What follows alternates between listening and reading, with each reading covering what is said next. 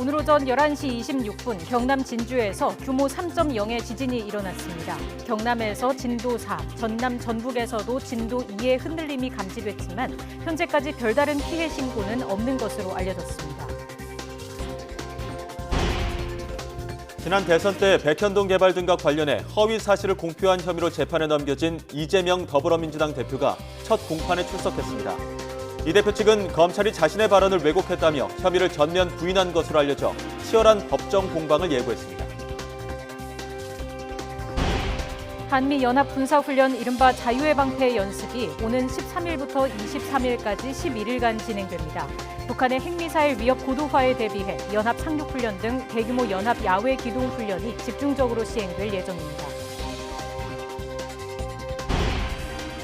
서울 면목동에 있는 오피스텔 6층에서 6살과 3살 남매가 창문 밖으로 추락해 숨져 경찰이 사고 경위 조사에 나섰습니다. 인천에선 면허 취소 수준으로 만취한 30대 운전자가 차를 몰고 신호등과 버스 정류장을 잇따라 들이받아 병원으로 옮겨졌습니다. 뉴스앤 이슈 2부 시작합니다. 오늘 오전 경남 진주에서 규모 3.0의 지진이 일어났습니다. 경남에서는 진도 4, 전남 전북에서도 진도 2의 흔들림이 감지됐지만 다행히 피해 신고는 없는 것으로 알려졌습니다. 취재기자 연결해 자세한 내용 알아보겠습니다. 김민경 기자. 네, 문화생활과학부입니다. 네, 이번 지진의 규모가 3.0이라고 하는데 어느 정도 강도죠? 네, 올해 일어난 12차례의 지진 가운데 두 번째로 강한 겁니다. 지진은 오늘 오전 11시 26분 경남 진주시 서북서쪽 16km 지역에서 일어났습니다. 규모는 3.0, 진원의 깊이는 8km로 분석됐습니다. 이번 지진으로 경남 지역에서는 진도 4, 전남과 전북에서는 진도 2의 흔들림이 감지됐습니다. 진도 4면 실내에서 많은 사람들이 느끼고 그릇과 창문 등이 흔들리는 정도고요. 진도 2는 조용한 상태나 건물 위층에 있는 소수의 사람만 느끼는 정도입니다. 경남 소방본부에 따르면 현재까지 피해 사례가 접수된 것은 없었고 지진 관련 문의 전화가 26건 접수됐다고 합니다. 이번 지진은 지난 1월 인천 강화에서 일어난 규모 3.7의 지진에 이어 두 번째로 강했습니다. 이번 지진 주변에서는 과거에도 지진이 많았는데요. 반경 50km 내에서 1973년 이후 발생한 규모 2.0 이상 지진은 모두 37차례며 이 가운데 가장 강한 것은 1993년 7월 8일 규모 3.6 지진입니다. 지금까지 YTN 김민경입니다. 이재명 민주당 대표가 오늘 공직선거법 위반 사건 첫 공판을 받기 위해 법원에 출석했습니다. 이 대표는 앞선 검찰 조사 때와 달리 별다른 입장을 밝히지 않고 취재진 질문에도 답을 하지 않은 채 법정으로 향했습니다. 출석 당시 모습 직접 보시겠습니다. 어떤 생각이세요? 시장 조직대 김문수 시장 모였다는 의견 그대로세요? 백현동 개발 부지 의혹에 대해서 여전히 국정을 관여했다는 입장이십니까?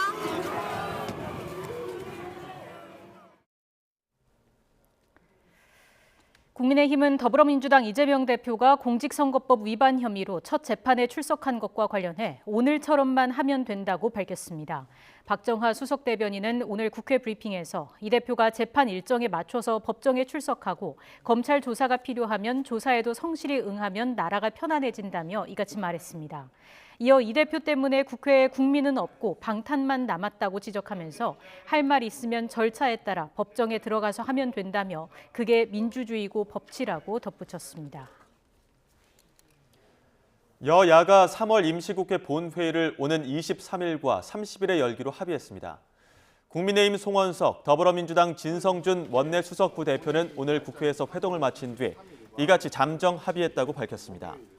이어 대통령실의 국회운영위원회 업무보고 일정 등을 두고 의견 접근을 이뤘지만 최종 합의하지 못해 추가로 논의하기로 했다고 설명했습니다. 또 쌀 시장 격리 의무화 내용을 담은 양곡관리법을 3월 국회 본회의에서 처리할지에 대해서도 추가 협의가 필요한 상황이라고 전했습니다. 한미 군 당국은 오는 13일부터 23일까지 자유의 방패 연합연습을 실시한다고 밝혔습니다. 한미는 오늘 공동 브리핑에서 북한의 핵미사일 고도화는 물론 최근에 변화하는 위협과 달라진 안보 환경을 반영해 동맹의 대응 능력을 한층 더 강화할 것이라며 이같이 밝혔습니다. 이를 위해 연대급 이상 쌍용 연합 상륙훈련과 연합 특수작전훈련 등 20여 개 훈련을 집중적으로 진행하는 등 연합 야외 기동 훈련을 과거 독수리 훈련 이상 수준으로 확대해 실시할 계획입니다. 국방부 브리핑 내용 들어보시겠습니다. 한미 동맹은 북한군의 도발에 대비하여 확고한 군사대비 태세를 유지하여 FPS 연습을 준비하고 실시할 것입니다. 우리 군은 국민의 생명과 안전을 위협하고 9.19 군사합의를 위반한 북한의 도발에 대해 용납하지 않을 것이며 한미 동맹의 압도적 능력으로 단호하게 대응해 나갈 것입니다. 일라이 라트너 미 국방부 인도 태평양 안보 담당 차관보는 미국의 대북 확장 억제력을 강화하기 위해 한국과 새로운 협의 메커니즘을 논의하고 있다고 말했습니다. 라트너 차관보는 워싱턴 DC 허드슨 연구소 세미나에서 한국 내에서 미국 확장 억제에 대한 신뢰가 약화하는 데에 대한 질문에 새로운 메커니즘은 미국의 전략 운용과 계획, 사고 등을 더 잘 이해하기 위한 것이라며 이같이 말했습니다. 북한 군축 문제를 논의하는 유엔 회의장에서 북한 핵실험과 미사일 도발 문제를 놓고 남북 대표가 공방을 벌였습니다. 주용철 주 제네바 북한 대표부 참사관은 유엔 제네바 사무소에서 열린 유엔 군축 회의에서 결코 핵을 포기할 수 없다며 비핵화를 먼저 하라는 식의 어떤 협상에도 응하지 않을 것이라고 말했습니다. 이에 대해 김일훈 주 제네바 한국 대표부 참사관은 유엔 안보리 결의가 만장일치 합의라는 사실을 강조하며 북한이 불법적 군사 활동과 도발을 남 탓으로 돌리는 것은 무책임한 구실이라고 비판했습니다. 미국 정부가 북한과 중국 등의 사이버 위협에 대비하기 위한 새로운 국가 사이버 안보 전략을 발표했습니다. 백악관은 북한을 비롯해 중국과 러시아, 이란을 주요 사이버 위협으로 명시하고 적대 행위자는 파괴하고 해체하겠다며 강력한 대응을 선언했습니다. 김진호 기자의 보도입니다. 백악관이 공식 발표한 국가 사이버 안보 전략에는 북한을 비롯해 중국과 러시아, 이란이 사이버 적성국으로 명시됐습니다. 사이버 공간에서 규칙과 인권을 무시한 이들의 행동이 미국의 국가 안보를 위협하고 있다는 것입니다. 특히 중국이 민간과 정부 모든 영역에서 가장 광범위하고 활발하며 지속적인 위협이라고 지목했습니다. It also has substantial cyber capabilities that, if deployed at a minimum, can cause localized temporary disruptions to critical infrastructure inside the United States. 지난 10년간 중국은 사이버 활동을 지식재산권 탈취를 넘어서는 수준으로 발전시켰고 미국 국익을 위협하는 최대 전략적 경쟁자로 자리 잡았다고 밝혔습니다. 북한과 관련해선 이란과 함께 사이버 공간에서 악의적인 활동을 수행하려는 정교함과 의지가 커지고 있다고 지적했습니다. 특히 북한은 암호화폐 절도와 랜섬웨어 공격 등을 통해 핵 개발에 사용할 자금을 조달하고 있다고 적시했습니다. 백악관은 사이버 안보 위협에 대응하기 위해 핵심 인프라 부문에서 사이버 보안을 위한 최소 요건을 설정해 이를 확대할 방침입니다. 백악관은 적대적 행위자들을 파괴하고 해체하기 위해 모든 국가적 역량을 사용할 것이라고 강조하며 강력한 대응 의지를 밝혔습니다. 그동안 사이버 규제 완화를 촉구해온 민간 부문에도 개인정보 보안을 강화하고 안전한 소프트웨어 개발을 위한 책임을 촉구해 규제가 강화될 것임을 시사했습니다. YTN 김진호입니다.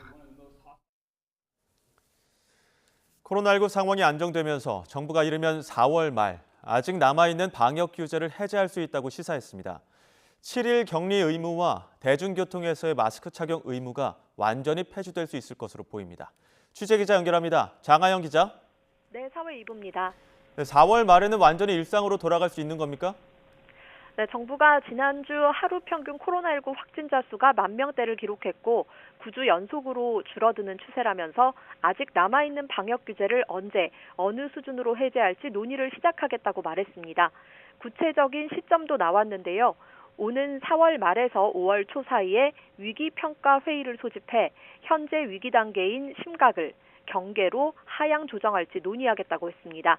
오늘 중앙방역대책본부 브리핑 내용 들어보겠습니다. 방역 조치 조정 그리고 그 위기 단계의 조정에 대해서는 4월 말 또는 5월 초 정도로 WHO에서 그 코로나 긴급위원회가 예정이 되어 있습니다. 그래서 이 긴급위원회가 있은 이후에 저희가 위기평가 회의를 이제 거치도록 되어 있습니다. 방역당국은 그간의 비상사태에서 벗어나 온전한 일상 회복을 위한 전환을 차근차근 추진해 나가겠다고 밝혔습니다. 세부적인 일상회복 로드맵은 이달 말에 발표하겠다고도 했습니다. 현재 코로나19 법정 감염병 등급은 2급입니다. 지난해 4월 25일에 1급에서 2급으로 단계를 조정했는데요. 이걸 다시 4급으로 하향 조정하는 방안을 논의합니다. 이렇게 되면 코로나에 걸렸을 때 7일 동안 격리하는 의무도 사라집니다. 또 지난 1월 말부터 실내 마스크 착용 의무를 해제하면서 교통수단이나 병원, 약국과 같은 곳에서는 의무 착용을 남겨뒀었는데요. 4월 말에서 5월 초쯤에는 마스크 착용 전면 해제도 가능할 걸로 보입니다. 네, 한국과 중국을 잇는 항공편도 대폭 증편되죠. 네, 국토교통부가 코로나 이전 수준으로 한중 노선 운항을 확대하기로 중국 정부와 합의했다고 밝혔습니다. 한중 양국 항공사가 각각 주 608차례 운항할 수 있게 됐습니다. 코로나19 이전의 한중 노선은 일주일 1,100여 차례 운항도 했었는데요. 최근 중국의 운항 제한으로 일주일 62차례까지 쪼그라들었다가 이달 말까지 일주일 200차례 이상으로 늘리고 계속 확대할 계획입니다. 오늘 코로나19 신규 환자는 일주일 전보다 300여 명 많은 1,408명입니다. 위중증 환자는 12일 연속 100명대고 어제 하루 사망자는 11명입니다. 정부는 병상 가동률이 11.5%로 이 여력이 충분해서 현재 3,900여 개 병상을 1,000여 개로 조정하겠다고 밝혔습니다. 지금까지 사회 2부에서 YTN 장하영입니다. 미국 정부가 반도체 보조금 지급 기준으로 초과 이익 공유와 중국 투자 제한 등을 제시하면서 국내 기업들의 고민이 깊어지고 있습니다. 아직 협의가 진행 중인 가드레일 세부 내용에서 유리한 결과를 얻기 위해 우리 정부와 기업들은 총력을 기울이고 있습니다. 보도에 박홍구 기자입니다. 미국 반도체법의 최우선 목표는 세계 주요 기업들이 반도체 제조 설비를 미국에 짓게 해 안정적인 공급망을 구축하겠다는 것입니다. 이를 위해 보조금을 지급하겠다면서도 기업들이 받아들이기 힘든 심사 기준을 제시했습니다. 기업은 반도체 투자 계획을 밝히고 수익 전망치를 제출해야 하는데 보조금을 1억 5천만 달러 이상 받는 기업은 초과 수익 일부를 미국 정부와 공유해야 합니다. 미국 정부가 우리 기업의 회계 장부까지 들여다보겠다는 얘기입니다. 또 국방 안보 분야에 첨단 반도체를 우선 공급한다는 조항도 있습니다. 무리한 요구지만 보조금을 신청하지 않을 경우 미국 중심의 반도체 공급망에서 벗어나겠다는 의미로 해석될 수 있어 우리 기업들로서는 어쩔 수 없는 상황입니다. 보조금을 신청하지 않겠다라고 한다는 말은 우리는 미국 상무부의 뜻에 따르지 않겠다라는 거고, 그게 이제 오히려 그 다음에 규제라든지 제재 대상이 될 수도 있는 거고, 그런 부분을 보면은 뭐 물류력 겨자 먹기로라도 신청을 해야 되지 않겠나. 더 큰 문제는 보조금을 받으면 중국에 10년간 신규 투자를 할 수 없다는 가드레일 규정입니다.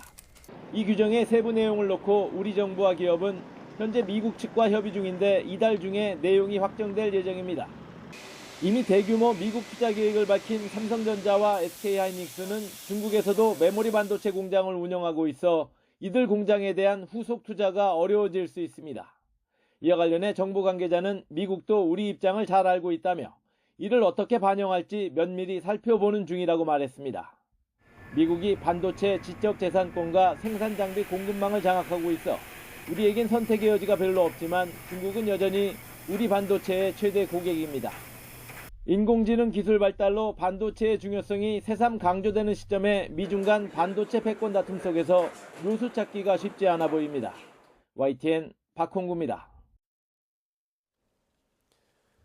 외교부는 미국이 최근 발표한 반도체 지원법상 보조금 지급 심사 기준과 관련해 우리 기업에 과도한 부담을 줄 수 있는 사항에 대해서는 필요한 외교적 지원을 해나갈 예정이라고 밝혔습니다.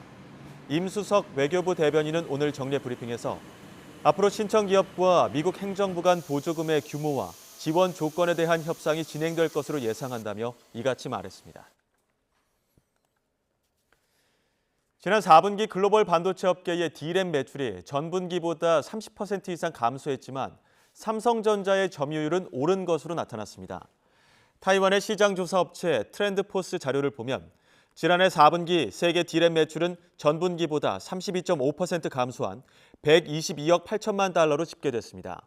이 같은 감소폭은 글로벌 금융위기가 닥친 2008년 4분기 수준으로 수요 위축으로 인한 평균 판매 단가 하락이 주된 원인입니다. 업계 1위인 삼성전자의 4분기 매출도 55억 4천만 달러로 25% 감소했지만 시장 점유율은 40.7%에서 45.1%로 상승했습니다. 미국 정부가 중국군 현대화 지원, 대이란 제재 위반 등의 이유로 중국 기업을 무더기로 수출 제재 명단에 추가했습니다. 상무부는 현지 시간 2일 연방관보에 이런 내용을 게재했습니다. 제재 대상 기업은 AIF 글로벌 로지스틱, 갤럭시 일렉트로닉 등 중국 기업 28개, 파키스탄 기업 4개, 미얀마 기업 3개, 러시아와 타이완, 벨라루스 기업 각 1개 등 모두 37개입니다. 상무부는 중국 기업 중 AIF 글로벌 로지스틱 등에 대해서는 제재 대상인 이란 법인에 물품을 공급했거나 공급을 시도했다고 설명했습니다. 빠르게 오른 금리에 코로나19 불경기까지 더해지면서 기업과 가계의 대출 부담이 점차 커졌습니다. 한계에 이르러 원금과 이자를 감당하지 못하는 연체자들이 점차 늘어나는 모습입니다. 강희경 기자입니다. 서울에 사무실을 둔 이 회사는 10년째 철근과 콘크리트 공사업을 해왔습니다. 미국 바이든 대통령이 방문한 삼성전자 평택 반도체 공장에 뼈대를 만들었고 지난해에는 850억 원의 매출을 올리기도 했습니다. 그러나 최근 대출금리 부담이 급격히 높아진 데다 은행에서 사실상 한도 옥죄기까지 나서면서 앞날을 장담할 수 없는 상황에 처했습니다. 3.9% 정도 이자를 썼는데 9.8% 정도 이자를 얘기를 하더라고요. 그래서 너무 어이가 없어서 갚을 능력이 없으면 방법이 없잖아요. 연체시킬 수밖에 없고. 이처럼 최근 들어 대출 부담을 못 이기는 차주들이 눈에 띄게 늘고 있습니다. 실제 4대 시중은행의 지난달 신규 연체율 평균은 0.09%로 집계됐습니다. 얼마나 새로운 부실이 발생했는지 보여주는 지표인데 1년 전보다 2배 넘게 올랐습니다. 가계와 기업 구분 없이 모두 뚜렷한 상승세를 보이는 것으로 나타났습니다. 경기 둔화와 맞물려 가파르게 오른 기준금리 누적 효과가 서서히 나타나고 있는 것으로 분석됩니다. 소상공인들은 뭐 그렇다고 담보물이 있는 것도 아니고, 그렇다고 뭐 신용도가 높은 것도 아니고, 경기가 더 나빠지니까 소비자들은 다 어떻게 보면 지퍼를 다 잠가버리는 그런 현상이 일어나고, 그러니까 가게는 더 악순환이 되는 거죠. 인터넷 은행도 상황이 안 좋기는 마찬가지입니다. 지난해 중저 신용자 상환 능력이 나빠지면서 인터넷 은행 연체 대출이 급증한 겁니다. 지난해 말 기준 인터넷 은행 3사의 1개월 이상 연체 대출 잔액은 2,915억여 원으로 지난해 1분기 말보다 3배 가까이 급증했습니다. 은행 건전성에도 악영향이 우려되자 금융당국은 리스크 관리 강화에 나섰습니다. 대내 충격에도 금융회사가 건전성을 유지하면서 본연의 역할을 원활히 수행할 수 있도록 위기 대응 능력을 강화하고, 특히 인터넷 은행에 대해서는 중금리 대출 공급 의무 완화도 검토하기로 했습니다. 기준금리 인상이 일단 멈추긴 했지만 고금리 상황이 당분간 이어질 예정인 만큼 취약차주를 중심으로 한 대출 부실화 우려는 더 커질 것으로 보입니다. YTN 강희경입니다. 현대차가 10년 만에 생산직 신입사원을 공개 채용하기로 하면서 어제 홈페이지가 마비됐습니다. 억대 연봉과 장기간 근속이 가능해서 지원자가 몰렸습니다. 화면 함께 보시죠. 생산직 신입사원 서류 접수가 시작된 지 얼마 지나지 않은 시각 현대차의 홈페이지 모습입니다. 다수의 대기자가 있어서 접속 대기 중이라고 뜹니다. 3만 명에 육박하는 서류 접수 신청자가 몰리면서 한때 홈페이지가 마비되기도 했습니다. 요즘 취업준비생, 이른바 취준생들은 현대차 생산직에 킹산직이라는 말을 붙인다고 하네요. 생산직의 왕이라는 뜻입니다. 2021년 현대차 직원 평균 연봉이 9,600만 원이었는데 생산직은 평균보다 높다고 하니 억대 연봉을 받을 수 있고 장기간 근속이 가능해서 인기가 많다고 합니다. 직원들의 평균 근속 연수가 19년에 육박합니다. 이번 신입사원 채용 서류 접수는 오는 12일까지 받고요. 면접과 인적성 검사, 신체 검사까지 거치면 최종 합격자는 오는 7월에 발표됩니다. 노사 합의에 따라 수백 명을 뽑을 예정이라고 하는데 치열한 경쟁을 뚫고 킹산직에 입사하는 신입사원들, 취준생들의 부러움을 한몸에 받을 듯합니다. 경제 전문가의 분석 들어보시겠습니다. 현대차의 기술직 평균 연봉을 봤더니 2021년 기준 9,600만 원이에요. 단연 탑입니다. 자, 그렇게 고연봉인데다가 이제 뭐 복리후생 상당히 좋죠. 여기다가 이제 만 60세까지 정년이 보장되다 보니까 취업 준비생들 사이에서는 뭐 꿈의 직장, 그리고 이제 취업 이 직장인 임명 커뮤니티 블라인드를 좀 보게 되면 여기에는 킹산직이다. 킹. 예? 왕의 이 왕과 이제 생산직의 합성어입니다. 그 정도로 지금 뭐 최고의 이제 직종이다라고 하면서 일부에서는 7급 공무원보다 더 낫다. 그리고 나는 지금 다른 사무직에 근무하고 있는데 관심이 있다. 이렇게 전직하시려는 분도 상당히 있는 것으로 전해지고 있는데요. 그러면 이번에 한 400명, 올해 한 400명을 뽑으니까 아마 그 이상 500대 1 정도의 경쟁들이 나오지 않을까. 적어도 이제 이 10만 명 이상 최소 이제 지원자가 몰릴 것으로 예상이 되고 있고요. 한국노동조합 총연맹 간부가 전국 건설산업노동조합 측으로부터 수억 원을 받았다는 의혹에 대해 경찰이 사실관계 확인에 나섰습니다. 서울경찰청 강력범죄수사대는 어제 한국노총 간부 출신 강모 씨의 배임수재 혐의 여부 판단을 위한 입건 전 조사에 착수했습니다. 강 씨는 앞서 언론 보도를 통해 지난해 7월 10억 원대 비리로 한국노총에서 제명된 건설노조 측으로부터 건설노조를 한국노총에 복귀시켜달라는 부탁을 받고 수억 원을 받았다는 의혹이 제기됐습니다. 연금개혁 방안을 논의해온 국회 연금개혁특별위원회 산하 민간자문위원회가 이달 중으로 국회에 제출할 경과 보고서 최종 검토를 마쳤습니다. 김연명 민간자문위 공동위원장은 오늘 국회에서 기자들을 만난 자리에서 그간 활동을 정리한 보고서를 최종 검토했다면서 여야가 보고서에 대해 의견을 낼 수는 있겠지만 기본 골격은 바뀌지 않을 것이라고 설명했습니다. 보고서에는 보험료율과 가입 수급 연령 조정을 포함해 사각지대 완화 방안과 기초연금과 퇴직연금, 공무원, 군인연금 같은 연금제도 전반에 대한 정책 제안이 담겨 있습니다. 오는 31일 SM엔터테인먼트 주주총회를 앞두고 경영권 분쟁을 벌이고 있는 하이브와 SM 현 경영진이 의결권 확보를 위해 주주 설득 작업에 힘을 쏟고 있습니다. SM 1대 주주로 올라선 하이브는 주주 제안 홈페이지를 개설하고 사내이사 후보로 제안한 이재상 하이브 아메리카 대표와 정진수 최고 법률 책임자의 브리핑을 공개하며 명품 브랜드 불가리와 기아차처럼 인수 후에 SM의 기업 가치가 올라갈 것이라고 강조했습니다.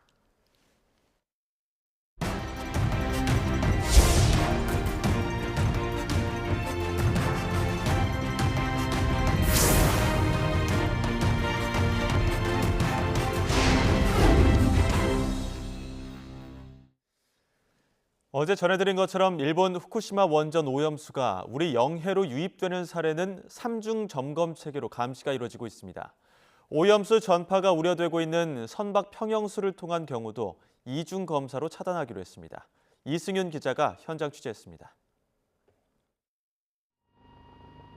지난 2011년 일본 후쿠시마 원전 사고 이후 원전 오염수가 국내로 선박 평형수를 통해 전파될 것이란 우려는 꾸준히 제기돼 왔습니다.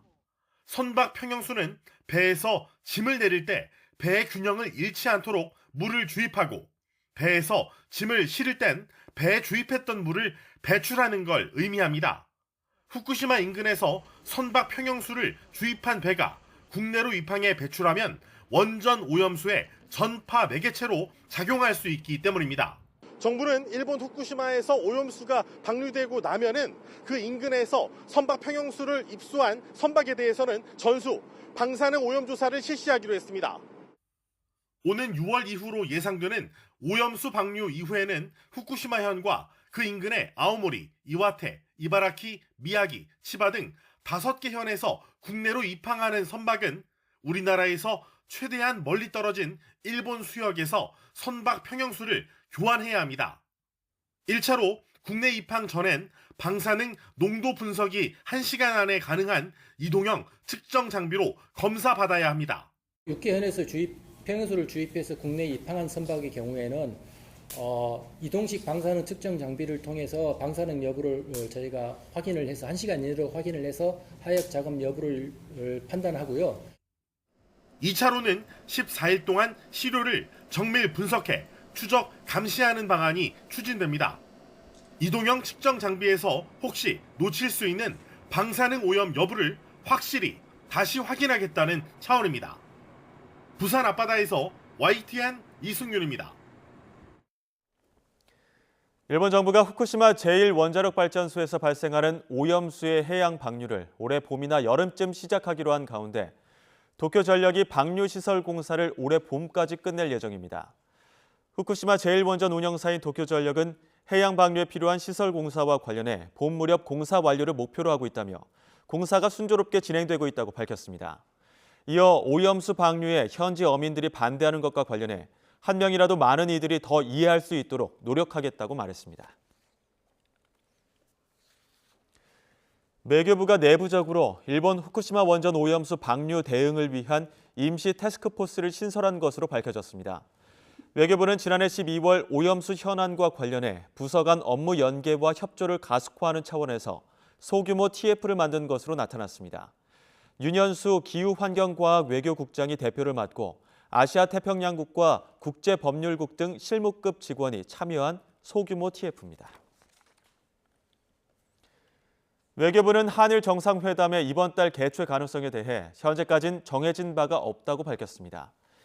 임수석 외교부 대변인은 정례 브리핑에서 강제징용 문제 해결을 위해 피해자 측 의견을 경청하면서 합리적인 해결 방안을 모색하기 위해 외교당국 간 각급에서 다양한 방식으로 협의를 가속해 나가고 있다며 이같이 밝혔습니다.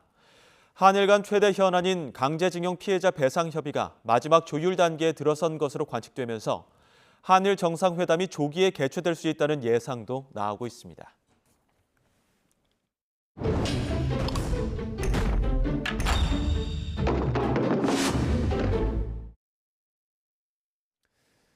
윤석열 대통령의 3.1절 기념사 이후 한일 양국의 과거사 인식을 둘러싼 정치적 논란이 이어졌습니다. 일본의 사과나 반성을 요구하지 않은 첫 3.1절 담화라는 주장까지 나오는데요. 역대 대통령의 3.1절 기념사 30건을 한동호 기자가 분석했습니다.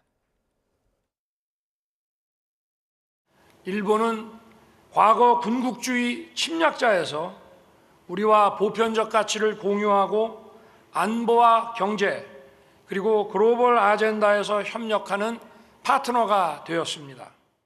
일본이 침략자에서 파트너로 바뀌었다고 규정한 윤석열 대통령의 첫 3.1절 기념사엔 일본에 대한 사과나 반성 요구가 없었습니다. 문재인, 박근혜 전 대통령이 재임 당시 모든 3.1절 기념사에 사과나 반성 등을 촉구했던 것과 뚜렷한 대조를 이뤘습니다. 일본은 역사를 직시하고 역사 앞에서 겸허해야 합니다.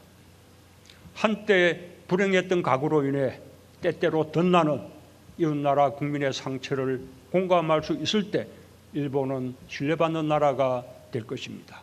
가해자와 피해자라는 역사적 입장은 천년의 역사가 흘러도 변할 수 없는 것입니다. 역사를 올바르게 직시하고 책임지는 자세를 가져야 합니다. 문민정부 이후 역대 대통령의 3.1절 기념사를 모두 살펴봤습니다. 2011년 이후엔 모든 기념사에 역사 직시나 과오 반성, 진실 인정 등 과거사에 대한 사과나 반성을 요구하는 표현이 담겼습니다. 이명박 전 대통령은 2010년과 2009년에 일본에 사과를 요구하지 않았고 2008년엔 언급은 했지만 실용을 더 강조했습니다. 역사의 진실을 결코 외면해서는 안 됩니다. 그렇다고 언제까지나 과거에 얽매여 미래로 가는 길을 늦출 수는 없습니다. 노무현 전 대통령은 취임 둘째 해까지 말을 아끼다가 2005년부터는 위안부 문제와 역사 왜곡, 독도 문제까지 한일 간의 갈등 현안을 구체적으로 언급했습니다. 두 나라 관계 발전에는 일본 정부와 국민의 진지한 노력이 필요합니다. 과거의 진실을 규명해서 진심으로 사과하고 반성하고 그리고 배상할 일이 있으면 배상하고 그 연후에 화해해야 합니다. 김대중 전 대통령의 기념사엔 일본에 딱 한 번 올바른 역사인식을 촉구했는데 취임 첫 해 일본이 통절한 반성과 사죄를 언급한 김대중 오부치 선언을 시작으로 한일 관계가 좋았기 때문입니다. 1998년에 김대중 오부치 선언, 그때는 가해자 일본, 피해자 한국, 이 구도를 정확하게 정했습니다. 예, 거기서 이번에는 좀 벗어난 것입니다. 일본의 버르장머리를 고쳐놓겠다고 했던 김영삼 전 대통령은 의외로 재임 기간 내내 3.1절 기념사에서 사과 요구를 담지 않았습니다. 대신 1993년 8월 일본이 고노 담화에서 일본군 위안부 모집의 강제성을 인정하고 사과했습니다. 이후 일본은 1995년 무라야마 담화, 1998년 김대중 오부치 선언, 2005년 고이즈미 담화, 2010년 간 나오토 담화 등에서 통절한 반성이라는 표현으로 과거사 문제에 대한 입장을 밝혀왔습니다. 하지만 2012년 이후 아베 전 총리의 장기 집권 시기에 이 같은 역사인식을 부정하는 우경화의 흐름이 이어졌고 강제동원 배상 판결 같은 현안까지 부각되면서 우리 대통령의 3.1절 기념사에도 이 같은 분위기가 반영됐습니다. YTN 한동우입니다. 안철수 국민의힘 당대표 후보는 윤석열 정부의 성공은 자신과 단일화가 옳았음을 국민으로부터 인정받는 것이라며 자신은 보수 외연 확장의 상징이라고 강조했습니다. 안 후보는 오늘 국회에서 단일화 1주년 기자회견을 열고 헌정 역사상 처음으로 5년 만에 정권 교체를 이룬 단일화의 결단은 역사의 평가를 받을 것이고 스스로 정권 교체에 기여한 결단을 자랑스럽게 생각한다며 이같이 말했습니다. 국민의힘 이준석 전 대표는 소설 우리들의 일그러진 영웅 속 인물 엄석대의 윤석열 대통령을 빗대며 이른바 천하용인 천하람 허은하 김용태 이기인 후보가 이번 전당대회에서 원작과 다른 결말로 이야기를 이끌게 해달라고 호소했습니다. 이 전 대표는 오늘 국회에서 기자회견을 열고 누군가가 자유롭게 출마를 결정하려고 할 때마다 커다란 손이 나타나 큰 채찍으로 때리고 그걸 보고 달려든 하이에나들이 연판장으로 물어뜯으며 피선거권을 박탈했다고 말했습니다. 경찰이 자녀 학교폭력 파문으로 국가수사본부장직에서 낙마한 정순신 변호사에 대한 수사에 착수했습니다. 서울 서대문경찰서는 어제 정순신 변호사의 허위 공문서 작성과 위계에 의한 공무집행 방해 혐의 고발 사건을 서울경찰청으로부터 넘겨받았습니다. 정순신 변호사의 아들로부터 학교폭력을 당한 학생이 정상적인 학업을 하지 못해 졸업 이듬해에도 대학에 진학하지 못한 것으로 확인됐습니다. 정 변호사 아들이 다녔던 강원 유명 자율형 사립고 확인 결과 피해 학생인 동급생 A씨는 지난 2020년 2월 자사고를 졸업했지만 이듬해 3월까지도 대학에 진학하지 못했던 것으로 나타났습니다. A씨는 학교폭력 피해 이후인 지난 2018년과 2019년 2학년에서 3학년 기간에도 결석을 반복하는 등 학교 생활을 힘겨워했던 것으로 전해졌습니다. 학교폭력 피해자의 30% 이상이 피해 사실을 알리고도 문제가 해결되지 않은 것으로 조사됐습니다. 한국교육개발원이 낸 2022년 1차 학교폭력 실태조사 분석 보고서를 보면 초중고 학생 321만여 명을 조사해 1.7%인 5만 3천여 명이 피해를 입었다고 응답했습니다. 해결되지 않았다는 응답률이 가장 높은 피해 유형은 언어폭력으로 신고 학생 3만 9천여 명 가운데 35.3%가 해결되지 않았다고 답했습니다. 지난해 생후 9달 된 원아의 얼굴에 이불 등을 덮어 숨지게 한 혐의로 구속된 어린이집 원장이 재판에 넘겨졌다는 소식 전해드렸습니다. 돌도 안 된 아들을 떠나보낸 부모님은 하루하루를 큰 고통 속에서 보내고 있습니다. 김철희 기자가 직접 만나봤습니다. 베트남에서 온 보티뇽 씨 부부는 어둠이 내리는 밤이 무섭습니다. 부부의 악몽이 시작된 건 지난해 11월 10일. 태어난 지 9개월 남짓 지난 아들 천동민 군이 세상을 떠난 바로 그날부터입니다. 이후 거의 매일 밤 꿈에 아이가 나타나 도와달라고 소리를 칩니다. 아기 사고 후에 얘가 밤에 못 자요. 매번 처음 자서 아기 나와. 등기. 아기 여기. 엄마 도와주세요. 엄마 수비 못해요. 사건이 있기 전 두 사람의 한국 생활은 힘들었지만 아이가 있어 버틸 수 있었습니다. 하지만 천군이 떠난 뒤 모든 것이 잿빛으로 변했습니다. 앞으로 어떻게 살아가야 할지, 살아갈 수나 있을지 모든 것이 막막합니다. 애가 있었어. 이게 행복했잖아요. 힘든지만 전심이 하고 이거 그냥 천군을 학대해 숨지게 한 건 어린이집 원장 김모 씨입니다. 대학원 수업과 생계를 병행해야 하는 탓에 천군을 어린이집에 맡겼는데 단 일주일 만에 벌어진 일입니다. 아이가 낮잠을 길게 자지 않아 귀찮겠다는 게 원장이 밝힌 이유였습니다. CCTV 등을 통해 살펴본 결과 원장은 14분 동안 천군 위에 이불과 쿠션을 덮어 질식하게 했는데 이후로도 3시간 동안 아무런 조치 없이 내버려 뒀습니다. 원장의 학대는 그날 한 번이 아니었습니다. 조사 결과 원장은 아이를 맡은 다음 날부터 손이나 무릎으로 몸을 누르는 등 무려 25번이나 학대를 이어온 것으로 드러났습니다. 또 수사 과정에서 다른 원아 2명에 대해서도 신체적 학대를 가한 것으로 확인됐습니다. 분노가 들끓는 가운데 원장에 대한 첫 재판이 지난달 열렸습니다. 재판에 등장한 원장은 변호인을 통해 공소 사실을 인정하고 피해자에게 진심으로 죄송한 마음이라면서도 살인의 고의는 없었다며 혐의를 부인했습니다. 하지만 진심으로 죄송하다는 말과 달리 천군의 부모님은 원장으로부터 미안하다는 말 한 번 듣지 못했습니다. 혹여나 아들의 목숨을 앗아가고도 합당한 죗값마저 치르지 않는 건 아닐까 가슴이 떨려옵니다. 부모가 바라는 건 진심 어린 사과와 제대로 된 처벌뿐입니다. 희망이 제발 우리 아이들 돌아주세요. 아무것도 필요 없어요. 모두 엄마 애기 너무 보고 싶어요. YTN 김철입니다.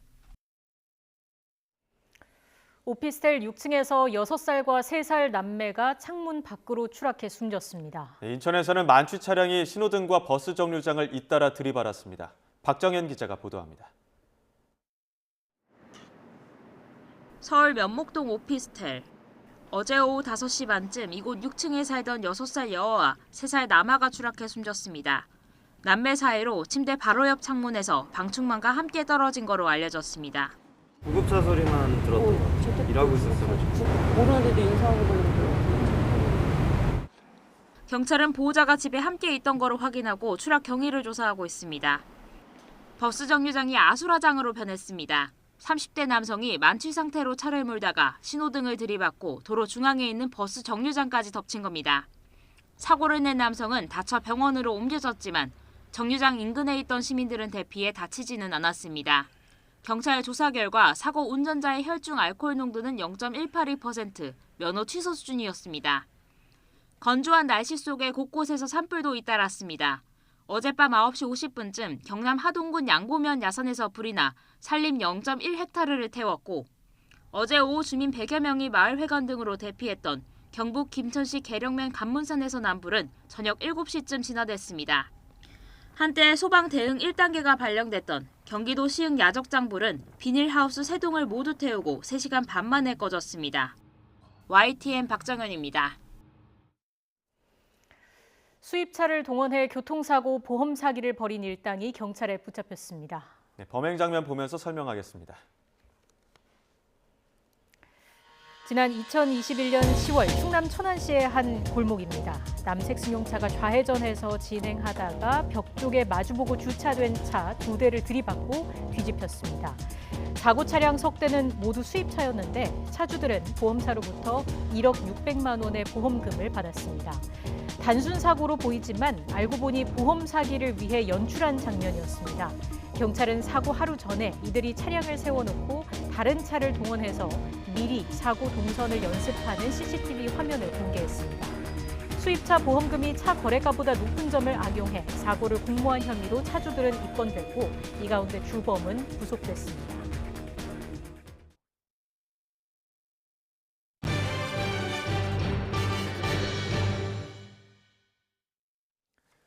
러시아 서부 접경 지역에서 우크라이나 무장 집단과 러시아군 간의 교전이 벌어졌습니다. 러시아는 우크라이나 민족주의자들의 소행이라고 주장했는데 우크라이나는 이를 부인했습니다. 김태현 기자의 보도입니다. 러시아 연방보안국은 무장한 우크라이나 민족주의자들이 러시아 서부에 침투해 러시아군과 교전을 벌였다고 밝혔습니다. 보고마즈 브리안스크 주지사는 우크라이나 사보타주 그룹의 침투와 공격으로 한 명이 숨지고 어린이 한 명이 다쳤으며 두 지역이 드론과 박격포 공격을 받았다고 말했습니다. 러시아 매체들은 주민 여러 명이 한때 인질로 붙잡혔다고 전했습니다. 푸틴 러시아 대통령은 관련 보고를 받은 뒤 우크라이나를 강도 높게 비난했습니다. Уверен, что и о сегодняшнем преступлении эти самые хозяева не вспомнят. Никто даже не обратит на это внимания. Но вновь повторю, ничего у них не получится. Мы их дожмем. 그러나 포돌야크 우크라이나 대통령 고문은 전통적이고 고의적인 러시아의 도발이라며 자신들의 소행이 아니라고 부인했습니다. 우크라이나군 정보 관계자는 공격자는 푸틴의 적이라며 러시아 내부의 소행일 가능성을 제기했습니다. 최근 러시아에서는 모스크바와 멀지 않은 도시에 드론이 추락하고 미확인 물체가 상트페테르부르크 공항 상공에 나타나 운항이 중단되기도 했습니다. 앞서 2일 새벽 우크라이나 남동부 자포리자의 5층 아파트가 러시아의 미사일 공격을 받아 10여 명의 민간인이 숨지거나 다쳤습니다. 젤렌스키 우크라이나 대통령은 러시아가 대가를 치를 것이라고 경고했습니다. На сьогоднішній звірячий російський ракетний обстріл Запоріжжя буде наша відповідь як військова, так і юридична. Окупант неминуче відчуватиме нашу силу. 동부의 격전지 바흐무트에서는 러시아군의 전면적인 포위 공격 속에 우크라이나가 거점 사수를 위해 총력전을 펴고 있습니다. YTN 김태현입니다. 우크라이나 전쟁을 두고 심각한 파열음이 발생한 주요 20개국 G20 외교장관 회의가 공동 성명을 내놓지 못하고 막을 내렸습니다. 인도 수도 뉴델리에서 개막한 G20 외교장관 회의는 현지 시각 2일, 이틀간의 일정을 마무리하고 폐막했습니다. 회원국들은 회의 기간 내내 여러 채널로 접촉하며 논의를 이어갔지만 러시아와 중국의 반대 등으로 합의 내용을 담은 공동 성명을 채택하는 데 실패했으며 인도가 전반적인 회의 내용을 압축한 의장 성명만 발표했습니다. 토니 블링컨 미 국무장관과 세르게이 라브로프 러시아 외무장관이 주요 20개국 외교장관 회의가 열린 인도 뉴델리에서 짧은 면담을 했다고 뉴욕타임스가 보도했습니다. 미 국무부 관계자는 러시아의 우크라이나 침공 이후 두 나라 외교수장의 첫 1대1 만남에서 블링컨 장관이 러시아 침공에 대항한 우크라이나의 방위를 위해 필요한 기간만큼 지원할 것이라고 밝혔다고 전했습니다. 블링컨 장관은 또 최근 러시아가 참여 중단을 선언한 신전략무기 감축 협정에 복귀할 것을 촉구했습니다. 그리스에서 발생한 열차 충돌 사고의 희생자가 57명으로 늘었습니다. 이일 AFP 통신 등의 보도에 따르면 그리스 경찰 당국은 열차 사고로 인한 사망자가 57명으로 중간 집계됐다고 밝혔습니다. 이어 표를 끊지 않고 열차에 탄 승객이 있을 수 있어 실종자 수색을 계속하고 있다고 덧붙였습니다. 사망자 대다수는 연휴를 즐기고 귀향하던 20대 대학생으로 확인됐습니다. 이란에서 여학생만을 겨냥한 독가스 공격이 잇따르고 있습니다. 반정부 시위에 맞선 보복성 공격이란 주장이 나오고 있는데 이란 정부의 늑장 대응이 의혹을 키우고 있습니다. 류재복 기자의 보도입니다. 누군가 들것에 실려 구급차에 오릅니다. 독가스 공격을 당한 여학생입니다. 지난 1일 하루만 이란 아르다빌에 있는 학교 11곳에서 여학생 343명이 같은 수법으로 피해를 봤습니다.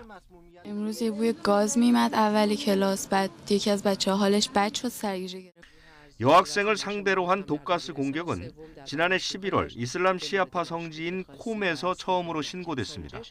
석 달 동안 30여 개 학교에서 1,200명이 넘는 학생이 공격당했습니다. 아직 누가 어떤 이유와 목적으로 테러를 벌인 건지 밝혀지지 않았습니다. 처음엔 난방기기 때문이라던 이란 정부는 뒤늦게 수사를 시작했습니다. ویژه‌ای رو ما مأمور کردیم که در این رابطه بیان و تحقیق بکنن که این کمیته از بهترین اساتید سمت‌شناسی کشور و اساتید دانشگاه‌ها 인권단체들은 히잡 의문사로 시작된 반정부 시위를 잠재우기 위한 보복성 공격이라고 주장합니다. 정부가 공모했거나 내버려 두고 있다는 것입니다. 이란 정부는 여학교를 폐쇄하려는 이슬람 근본주의자를 테러의 배후로 지목했습니다. نگران کننده ای رو برای دانش آموزان و اولیا ایجاد کنند. هدفشون هم به تعطیلی کشوندن مدارس. 이란에서 여성 대상 테러는 있었지만 여성 교육권을 겨냥한 공격은 이번이 처음입니다. 여기에 정부의 늑장 대응과 말바꾸기가 계속되면서 의혹은 더욱 커지고 있습니다. YTN 유재복입니다. 극우 연립정부로 다시 돌아온 이스라엘의 네타냐후 총리가 취임 2달 만에 위기를 맞았습니다. 나라 안팎에서 정부 반대 목소리가 커지고 있고 연립정부 내부에서는 균열 움직임도 감지됩니다. 조용성 기자입니다. 이스라엘 최대 도시 번화가에 구호 소리가 가득합니다. 시위대가 모인 곳은 네타냐후 총리의 부인 사라 여사의 단골 미용실 앞입니다.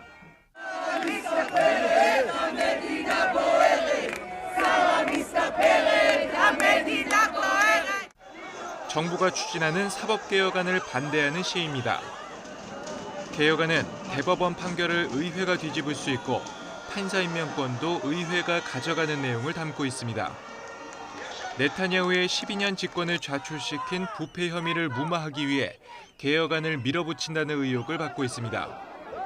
시위는 이스라엘 전역으로 확산했고 이 과정에서 수십 명이 체포되거나 다쳤습니다. 최대 우방인 미국의 바이든 대통령도 이스라엘 민주주의는 독립된 사법부 위에 구축됐다며 일찌감치 사법개혁 반대 의사를 밝혔습니다. 하지만 네타냐후 총리는 시위대의 목소리를 무정부 상태로 규정하며 굽히지 않고 있습니다. רוב אזרחי ישראל לא רוצים אנרכיה. רוב אזרחי ישראל רוצים שיח ענייני, ובסוף הם רוצים אחדות. 연립정부도 삐걱거리고 있습니다. 팔레스타인 자치구역에 유대인 정착촌을 확장하는 핵심 정책을 두고 찬반 목소리가 부딪히고 있습니다. 실각 1년 반 뒤 극우 성향 정당들과 손잡고 재집권에 성공한 네타냐후 총리가 취임 2달 만에 안팎으로 위기를 맞고 있습니다.